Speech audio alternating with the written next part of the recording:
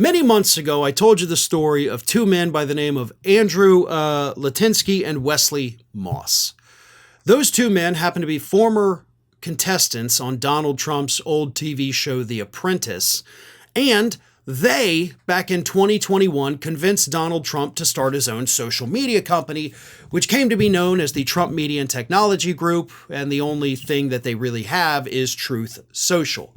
But these two men, Litinsky and Moss, helped Donald Trump found Truth Social. They are, in fact, the co-founders who own 7.5 million shares in the company because they founded it with Donald Trump.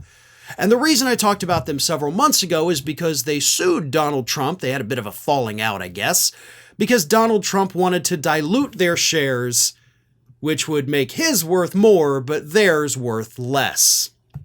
So that lawsuit, of course, we do not have a resolution for that. But at this time, it may be a moot point.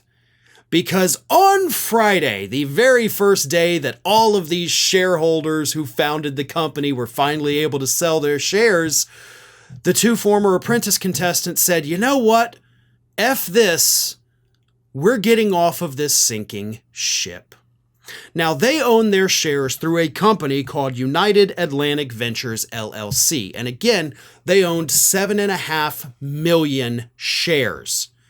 Donald Trump is the number one shareholder, holding 56% of the shares, but I do believe these two men were number two. And they sold, or announced the intent to sell, all but 100 of their shares. So you got 7,500,000, and now you're selling all but 100 shares because they, like everybody else that's been paying attention, sees that this company is going down the toilet quickly, and they want to get the hell out while they still have the chance to make a little bit of cash. Now, according to the New York Times, the men's estimated money that they will get from this based on the current share price and the amount of shares they're selling is $100 million. So that's not bad, right? I mean, 7.5 million shares, you get $100 million. Sure, hey, that's wonderful, right? But let's keep in mind that this stock has lost 75% of its value. So they could have been looking at close to $1 billion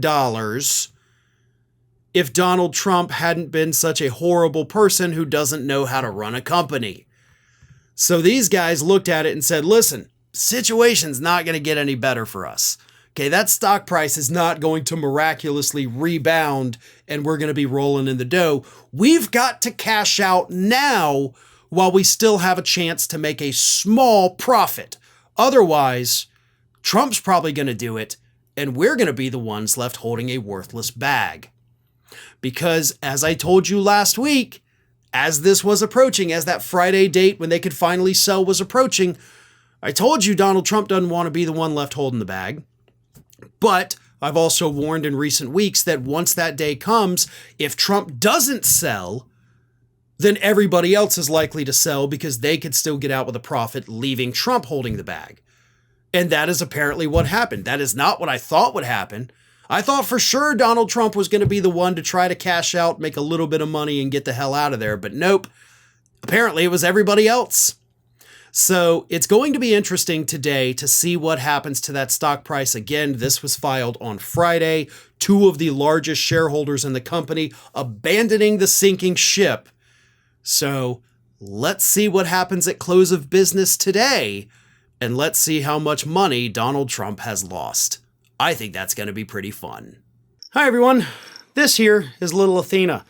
And Athena would like to know why you haven't subscribed to Fair and Balanced yet. So please, don't let Athena down. Subscribe today.